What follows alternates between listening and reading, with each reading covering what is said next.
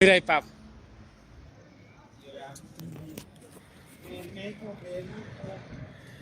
All right. I'll just wait a second. Just a second. Just a second.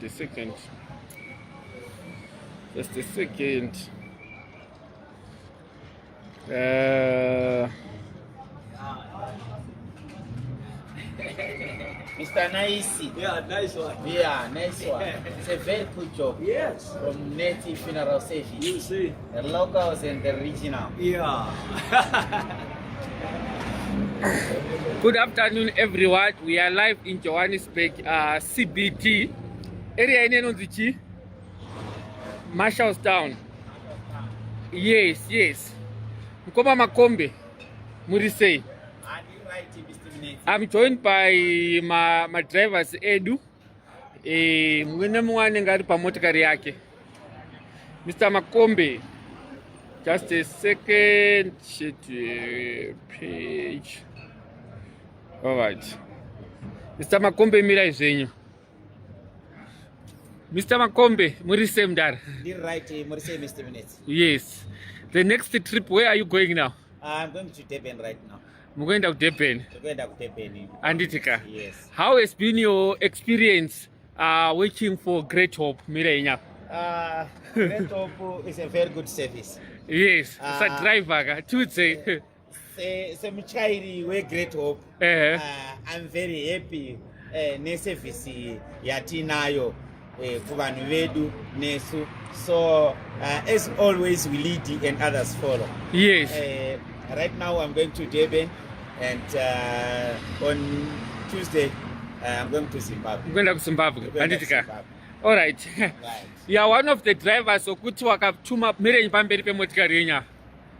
Maka takakupai basa muna zvinonetsa. Yeah, ndizvozvo. Munofamba. Munofamba ndava neexperience yandakadzidziswa neMuneti Funeral Service. Yekubata makastoma edu nekufamba zvaka. Anditika. Yes. All right, Mr. Makombe. Mofamba zvakanaka. I hope you will travel very well. Thank you. Sika ku Durban. Tidetero Salindi driver mumwe wekombi iri pa next way. So guys, ndo vanhu vakabata business ready. Salindi. Gawe. Salindi buya. Guys, Salindi ndiye anofamba nemotikari iyi. Didetserewo Salindi. Salindi alidriver quantum ine. Ngawo yachimanya. Mtara wangu ye. Uriona ndo motikari yake yatikapa Salindi. Ichiri nyowani isati yambotsa. First trip to Zimbabwe. Gara we. Mira hapa mtara. Sticker remunhu rinosobva iroro. Mr. Salindi, muri right. One of our senior drivers, MFS. This is the first trip for this new car to Zimbabwe. Are you excited? Really? Are you happy to go to Zimbabwe nemotikari nyowani? Very much. Anditika. Yes, I'm more than excited. You are more than excited. Shumira pamberi ka. Saka this is our first trip kuenda ku Zimbabwe nemotikari nequantum. Anditika. You are one of the drivers okuti makafamba my clients, they always say your service is very good. What makes you to give our clients the best service? No, I deserve it. We deserve it as a funeral car. Anditika. All right. It's unfortunate that you are one of the drivers akambosangana netsaona and so on. If you recovered very well now. Yes. Achanyanya kupa matrips akawanda nenyaya yekuti chi nezvakamboitika zvezviye. Yes. Anditika. But now I'm okay. You're okay. Very okay. So you're driving this body to Harare. Mapuku. Nefamily. Anditi. Ofamba zvakanaka ka. Jani. Enda pa quantum yako. Guys, all right. So guys, this is our first. This car is the first trip going to Zimbabwe now today, and it. Show up done. Angachiramba kumira mira pomaniwa. Danu Anitka is the one of our drivers, guys. Urise. Urbo. Urise bus.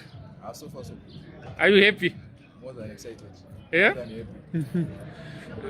Ungatangeka unoswitsere chitune ne age yako nekupfupika uko kuitangeka mwana kadiki. Age ndi munhu mukuru kakupfupika isi mosha.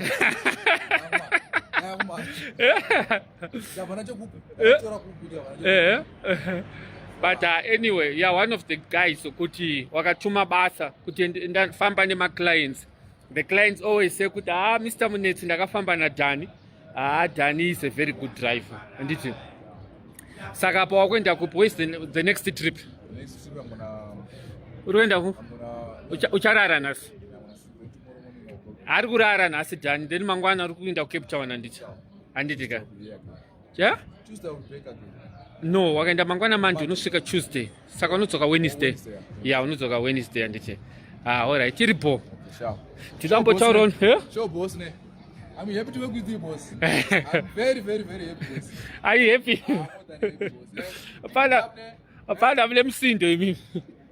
Ikashitaura ne family. Muri pa page redu family. I know makaneta. But tongo tumbotaura sofa nyaya yeservice. Yedu tiyakamira sei. Kwamabva. Mumbotaurawo se family. Vanhu tu vanga vataure. All right, Baba. Andisamundiziva Munetsi. Yes, Baba.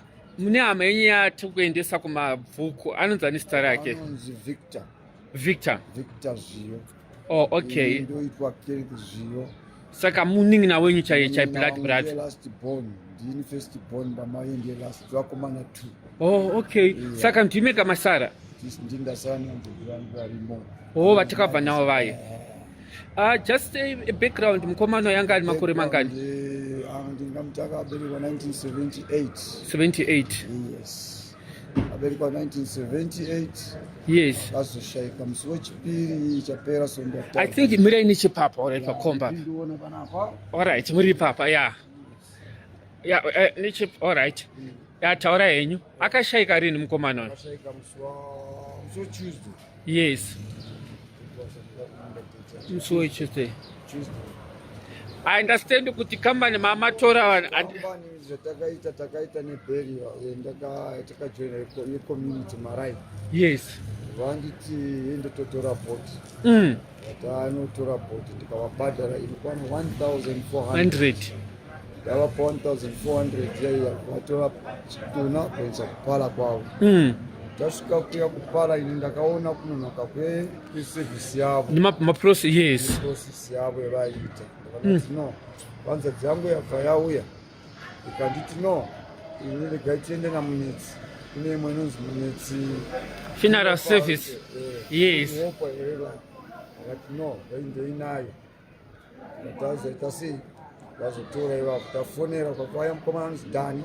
Yes. Dani, come stand. Komiso.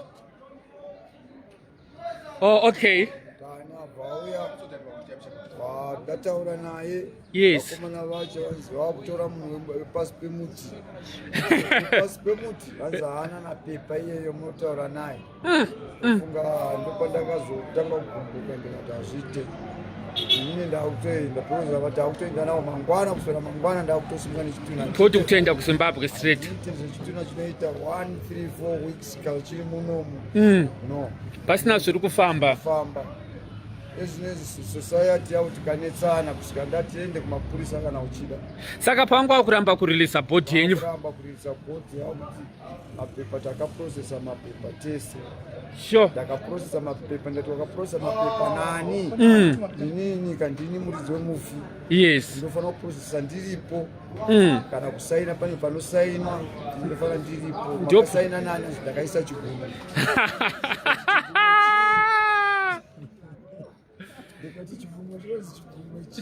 Yes. Iyama yako ere unoita zvesezvo zvichisipo. Ndokuenda mapurisa ndokutora chati yakanyora ma 1200 achinditaurira machati yamari akati hai mari yandikunyepera kasvika 6,000 something. Almost 7,000. Shamwari chitunga chisati chambosumuka ndatoa mu7,000 wati mochikazofamba. Yes. Kasvika Joburg ndaisvika ma40 kasvika Harare au 100 Inenge yatowanda ya. Shaita mapurisa paipa vakunetsera pachavo. But how do you feel kuti mimi mafirwa nehama yenyu muri pain ya amuna kugadzikana munopedzisira masvika kumapurisa chaiko kuti munhu akupei chituna? I think it was too much. But some people, they are arrogant, to be honest. Kuramba nechituna chevanhu. Ndandarwadziwa zvokurwadziwa zve. Yoyo. Kutaura nzonzi ndobhadhara mari yacho kana 6,000. Munhu akutanzi ndikwanisa kuibhadhara ndatibhadhara kana uri kana uchine peni nini kana angari munhu akubhadharira.